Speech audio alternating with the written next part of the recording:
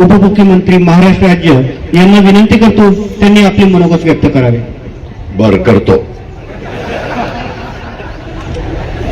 आजच्या कार्यक्रमाला उपस्थित असणारे आपल्या माननीय न्यायमूर्ती श्रीमती रेवती मोहिते डेरे मॅडम उच्च न्यायालय मुंबईच्या, तसंच उपस्थित असणारे माननीय न्यायमूर्ती श्री संदीपजी मारणे साहेब उच्च न्यायालय मुंबई, तसेच माननीय न्यायमूर्ती आरिफ डॉक्टर साहेब उच्च न्यायालय मुंबई, महेंद्र महाजन प्रमुख जिल्हा व सत्र न्यायाधीश पुण्याचे, जिल्हा आणि सत्र न्यायाधीश श्रीयुत UN मुदोलकर, अनेक इतर सर्व सन्माननीय न्यायाधीश आहेत.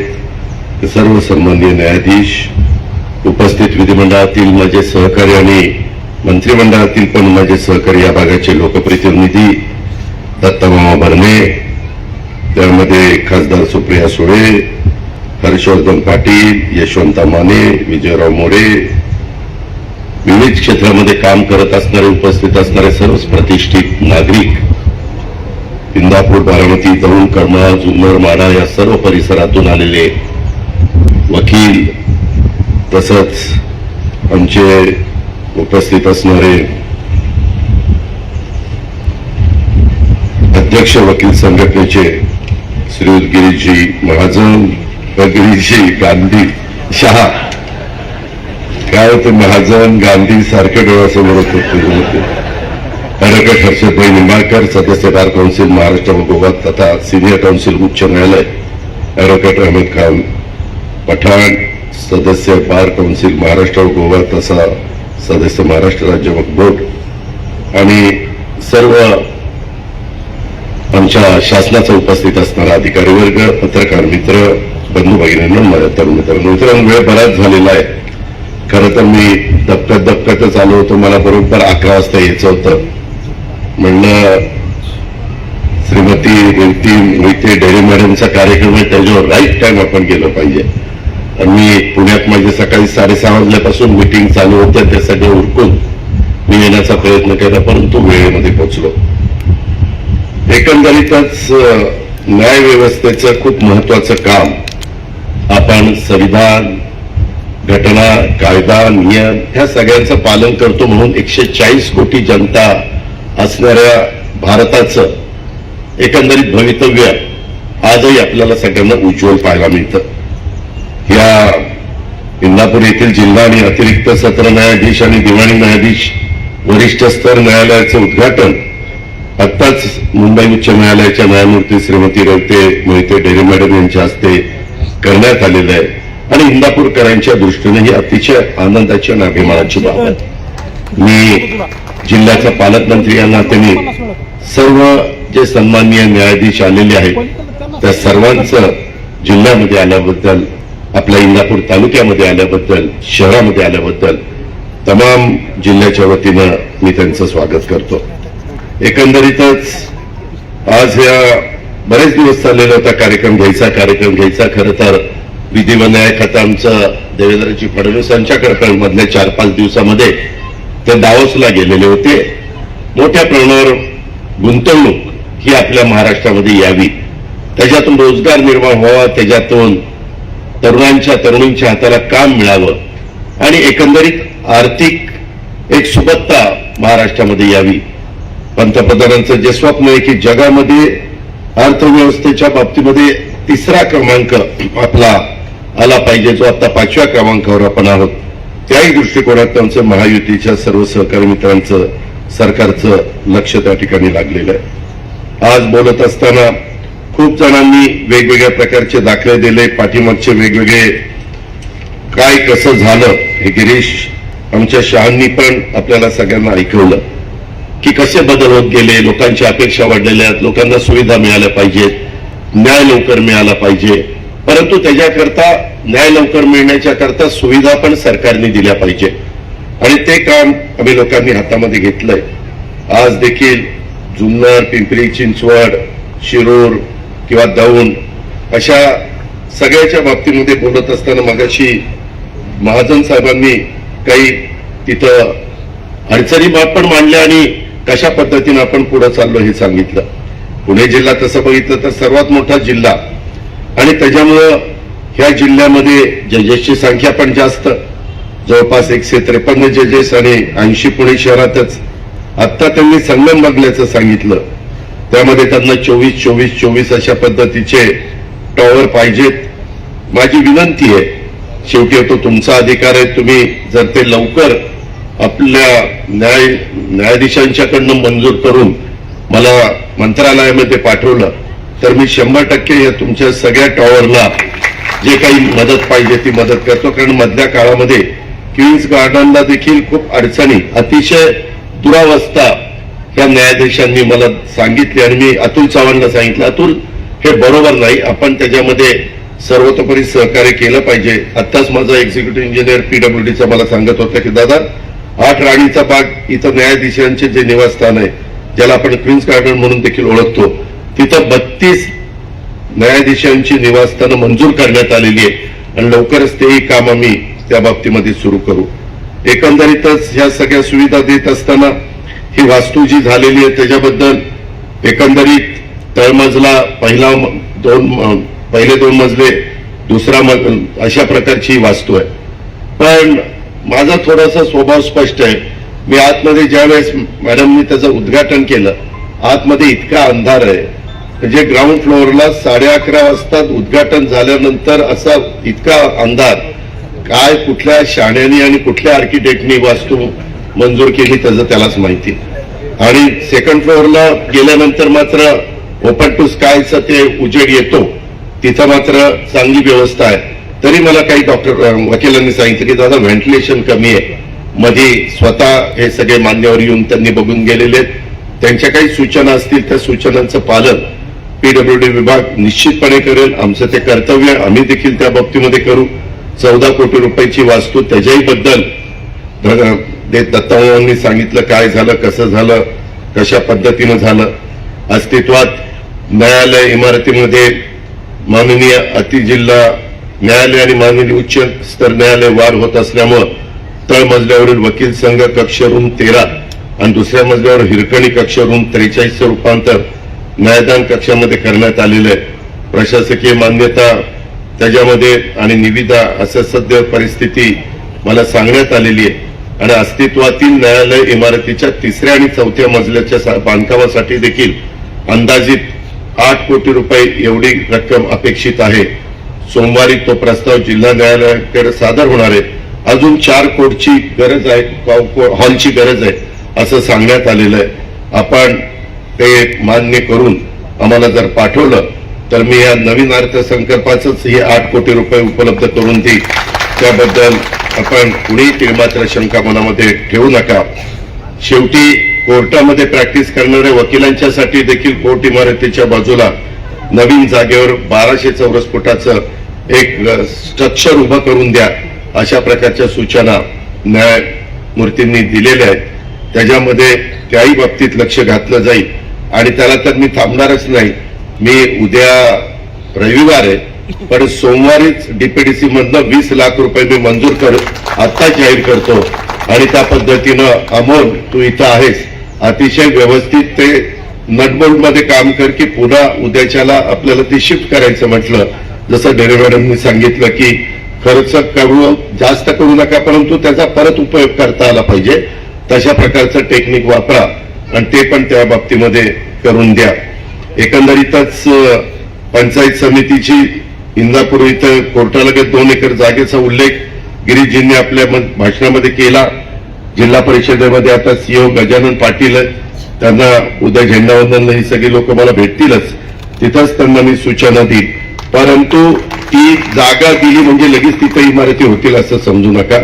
पहिल्यांदा आता सांगितलं ते 20 लाखाची, वर्षी 8 कोटीची ती आपण करू. पण ती जागा पुन्हा कुणाच्या तरी दुसऱ्याच्या घशात जाऊ नये म्हणून ती काढून आपल्या ताब्यामध्ये न्यायालयाच्या ती घेऊया. आणि पुढं वाढ म्हणजे लोकसंख्या वाढतीच आहे, त्याच्यामध्ये आपला कुणी हात धरू शकत नाही. त्याच्यामुळं आपल्याला हे सगळे पुढे इमारती वगैरे वाढवावं लागणारच आहे. कारण आत्ताच मला मान्यसाहेब सांगत होते की अजित तुमच्या बारामतीचं पण वरची वास्तू वाढवायची, आता बारामतीमध्ये एवढी वास्तू मोठी आम्ही बांधलेली होती की आम्हाला वाटलं आपल्या हयातीपर्यंत तरी चालेल. कशाचं आलं हयातीपर्यंत चालतो? सगळं दौंड बाहेर काढलं, इंदापूर बाहेर काढलं तरी तिथं वाढवावं लागतं. पण हरकत नाही, जुन्नरचं पण होईल, दौंडचं पण होईल, याबद्दल आपण काही काळजी करू नका. मधी पण मुंबई उच्च न्यायालयाचे नवनियुक्त मुख्य न्यायमूर्ती आलोक आराध्य साहेब आलेले आहेत. त्यांचा शपथविधी परवाच राज्यपाल महोदयांच्या उपस्थितीमध्ये झाला. आणि मागे सुप्रीम कोर्टाचे चंद्रचूड साहेबांनी बीकेसी मध्ये फार मोक्याची जागा, माझ्या माहितीप्रमाणे आज देशातली सगळ्यात कॉस्टली जी जागा आहे त्या पद्धतीची जागा न्यायालय ह्याच्याकरता कोर्ट बिल्डिंग करता दिलेली आहे. आपलं जे काही कोर्ट बिल्डिंग आहे मुंबईची, आता उच्च न्यायालय मुंबई, ही इतकी देखणी ब्रिटिशांच्या काळामध्ये उभी राहिलेली आहे. पण त्याच्यामध्ये इतक्या वेगवेगळ्या समस्या त्या सगळ्या न्यायाधीशांना येतात आणि त्याच्यावर नवीन वास्तूची गरज आहे. मी आता पण मॅडमना म्हणलं की मागेही भूमिपूजनाच्या वेळेस आम्ही होतो, त्याही वेळेस त्यांनी मी सांगितलेलं होतं की तुम्ही इतकी देखणी बिल्डिंग करा, त्याच्यामध्ये काय खर्च लागेल तो खर्च आपण राज्य सरकारच्या वतीनं करू. आता मी जीएसटी भवन एक मुंबईमध्ये उभं करतोय, 2000 कोटी रुपयाचे जीएसटी भवन आहे. पण फक्त ते जीएसटी करता नाही, मी त्याच्यामध्ये मुंबईमध्ये ज्या इमारती जे डिपार्टमेंट आमच्या भाड्याच्या जागेमध्ये जातात आणि प्रचंड भाडं सरकारला द्यावं लागतं, ते सगळं आता जीएसटी भवन मध्ये शिफ्ट करतोय. आमचं एअर इंडियाची पण बिल्डिंग टेक ओव्हर करायचं चाललेलं आहे. त्याच्यात थोडेसे प्रॉब्लेम आले.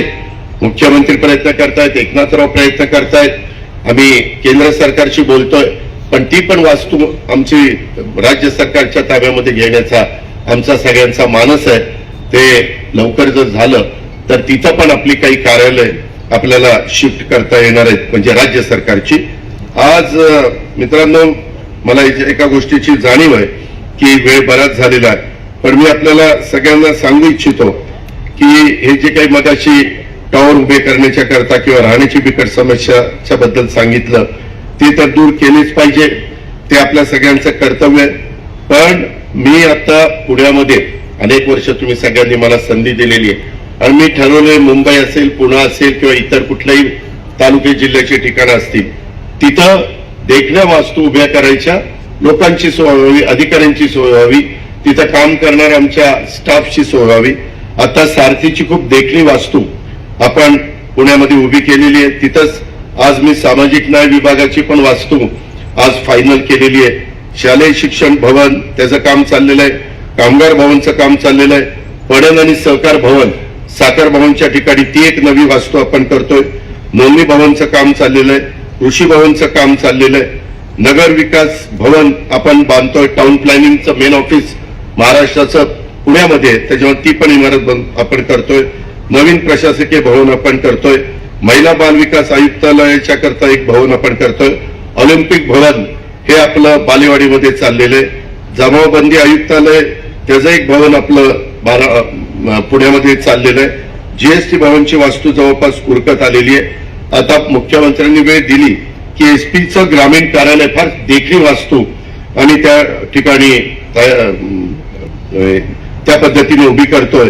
पुण्याचं सीपी कार्यालय त्याची पण ड्रॉइंग वगैरे सगळं फायनल झालेलं आहे, टेंडर फायनल झालेलं आहे, तेही आता सुरू करतोय. पिंपरी चिंचवडचं कार्यालय महानगरपालिकेचं त्याचं काम चाललेलं आहे. यशदेचं विस्तार करायचा आहे, 100 एकर जागा आम्ही यशदाला दिली आहे.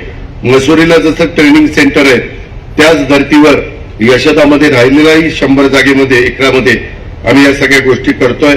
पिंपरी चिंचवडचं सीपीचं कार्यालय आपण करतोय. अशा पद्धतीनं ही सगळी कामं आपली जिल्हाधिकारी कार्यालय आपण केलं, विभागीय कार्यालय आपण पूर्ण केलं, अशा पद्धतीने सगळी कामं चाललेली आहेत. आणि त्याच्यामध्ये आम्ही जबाबदारी लोकांनी आमच्यावर पूर्ण मोठी टाकलेली आहे आणि त्याच्यामुळं ठराविक काळात ही सगळी कामं मला आणि आमच्या सरकारला, मुख्यमंत्र्यांना, उपमुख्यमंत्र्यांना पूर्ण करायची. एकंदरीतच ही सगळी कामं करत असताना मगाशी आमचे दत्तमाव म्हणले की इंदापूरची मंडळी फार चिवट आहेत. बारामतीच्या मंडळींना चिवट राहायचं कारण नाही, कारण आयुक्तच सगळं मिळतंय. 6:30ला लोकप्रतिनिधी उठून कामाला लागतो 6ला. बारामती अर्धी झोपलेली असताना लोकप्रतिनिधी काम करतो. त्याच्यामुळं फक्त चाललेलं बरोबर आहे का चूक आहे एवढंच विचारामुळे तुम्हाला सांगायचंय. तुम्हाला म्हणजे मी बारामतीकर म्हणून तुम्हाला सांगतो, नाहीतर म्हणाल की आज अजित माझ्यावर कशाला घसरला. तुमच्यावर कुणावर मला घसरायचं नाही, माझं बरं चाललेलं आहे. एकंदरीतच सांगायचं तात्पर्य की मला मारणे साहेब म्हणत होते की अजित बारामतीमध्ये बऱ्यापैकी तू केलेलं आहे. म्हणलं केलंय, अजूनही करणार आहे, कारण आम्ही कामाची माणसं, जे बोलतो ते आम्ही करतो आणि त्याच्यामुळे त्या पद्धतीने आम्ही पुढे चाललोय. माझी गिरीश शाह, तुम्हाला वाईट वाटून घेऊ नका, झाडं समोर लावताना पण कुठली लावावी त्याला थोडस डोकं चावलं लागतं, शिकट असून चालत नाही. आता इथं लावलंय बुचाचं झाड, ते बुचाचं झाड, ते बुचाचं झाड, ते बुचाचं झाड, ते बुचाचं झाड. बुचाचं झाड फक्त ऑक्टोबर नोव्हेंबर मध्ये छान फुलांचा वास येतो. वादळ आल्यानंतर सगळ्यात लवकर झाड पडणारं कोणतं ते बुचाचं आहे की नाही. मग ते पडायला लावलं इथं. दुसरं रेंट्री, सगळ्यात जास्त पानगळ होणारं रेंट्रीचं झाड, फक्त ह्याच्यामध्ये खायाचं झाड चांगलं लावलेलं आहे. माझी विनंती आहे, तुम्ही मला विचारलं तर मी चांगला लँडस्केपर देईन, अर्थात न्यायाधीशांची परवानगी असेल तर. आपलं इथं तुमच्यात लुडबुड करण्याचा माझा काडीचा अधिकार नाही. तुमची संमती असेल तर मी इथं लँडस्केपिंग करून जी झाडं ह्या हवामानामध्ये, मग आमचं मोहगुणी असेल, त्याच्यामध्ये वावळ असेल, त्याच्यामध्ये लिंब असेल, की पानगळ पण कमी व्हावी आणि सावली पण चांगली, नांदुरकाचा असेल, अशा पद्धतीनं आपण झाडं लावू. अजून काही सुविधा असतील आतमध्ये. अमोल, हा प्लॅन कोणी केला रे? काय? त्याचा तर सत्कारच केला पाहिजे आज, आणि तोही सत्कार भोसले वकिलांच्या मार्फत करायला पाहिजे. म्हणजे सत्कार केल्यावर त्याला जरा कवळ्यात घेतला असता ना, त्याला परत कुठला किती बोलून आमच्याकडे आला नसतं. मी पण जरा घाबरतच त्यांच्याकडनं ते स्वीकारलं. म्हणजे त्याच्या एकदा तालुका बसला की आपलं काहीतरी मोडायचं. मॅडमलाही देताना म्हणलं बाबा तू नको तिथे जास्त जवळ जाऊ. मित्रांनो, हरकत नाही, परंतु भारदस्त व्यक्तिमत्व वकील लोकांच्यात आहे, त्याचं चांगलं आहे. परंतु ते बोलायला उठल्यानंतर ऐकणारीचं काय होणार आहे कुणाला माहिती. मित्रांनो, गमतीचा भाग जाऊ दे, पण खूप गोष्टी बोलण्यासारख्या आहेत. एकंदरीत आपल्या देशामध्ये, आपल्या राज्यामध्ये, आपल्या परिसरामध्ये न्याय व्यवस्थेवर जनतेचा विश्वास आहे आणि त्याच्यामुळं लोकशाहीच्या रक्षणामध्ये न्यायालयाचं मोठं योगदान आहे, हे आपल्याला नाकारताच येणार नाही. आणि त्याच्यामुळे न्याय व्यवस्थेला पायाभूत सुविधा देणं हे आमचं कर्तव्य आहे. आम्ही मेहरबानी करत नाही, ते आमचं कर्तव्य आहे. आता ह्या गोष्टीमुळं मंगळवारी आणि शुक्रवारी 100 ते 125 माझे वकील इंदापूरचे बारामतीला जायचे, त्यांची बारामती जाणं येणं वाचलं. पक्षकार जवळपास 500 ते 1000 जायचे, त्यांचं जाणं येणं वाचलं. आता इथल्या इथं सगळ्या गोष्टी होती. आता त्याच्यामध्ये यांनी मला सांगितलं दत्तांनी की गिरीश शाह वगैरे यांचं बिनविरोध निवडणूक होती ना बारची, आमच्याकडे नाही राव बिनविरोध होती, त्या बारामतीत निवडणूक होती, परंतु इथं बिनविरोध होती. तसंच वातावरण सगळीकडे राहिलं इंदापूर तालुक्यात तर आणखीन चांगलं होईल. म्हणजे बिनविरोध वातावरण राहावं इथं. आम्हालाही निम्म काम माझं कमी, ते काम मी सगळं विकास कामाला इथं खर्च करीन. मित्रांनो, अधिक बोलत नाही, नाहीतर बेरेतही माझ्यावर नाराज झाला तर उगीच माझी पंचायत व्हायची. परंतु मी आता आवर्त घेतो, एका चांगल्या कार्यक्रमाच्या निमित्तानं आपण इथे एकत्र जमलो आणि मी न्यायमूर्तींना सांगेन की अजून नुसती पुणे जिल्ह्यातलीच नाही, मार्गसाहेब महाराष्ट्रातली कुठल्याही भागातली कामं असतील तर तुम्ही फक्त आम्हाला सूचना करा, त्याबद्दल जो काही निधी लागेल. कालच माझे 2-4 दिवस झाले मी माझा अर्थसंकल्प मार्चमध्ये आहे, फेब्रुवारीत केंद्राचा आहे, मार्चमध्ये राज्याचा आहे. त्याच्याकरता कुठल्या कुठल्या डिपार्टमेंटला किती निधी द्यायचा आहे ते चाललेलं आहे. पण या बाबतीमध्ये विधी व न्याय खातं, तुमचे सचिव महोदय जे काही तुमच्याकडनं निरोप येईल ती माहिती देतील आणि तशा पद्धतीनं तरतूद करायला सांगतील. तेवढी सगळी तरतूद आमच्या सरकारकडनं त्या विभागाला केली जाईल याबद्दलचा विश्वास व्यक्त करतो आणि आपल्या सगळ्यांची रजा घेतो. जय हिंद, जय महाराष्ट्र. धन्यवाद साहेब. काही माणसं शब्दातून जगण्याचा सार देऊन जातात, तर काही माणसं विचारातून जीवनाला आकार देऊन जातात। तेव्हा माननीय न्यायमूर्ती श्रीमती रेवती मोहिते डेरे, न्यायाधीश उच्च न्यायालय मुंबई तथा पुणे न्यायिक जिल्ह्याचे पालक न्यायमूर्ती यांना मी विनंती करतो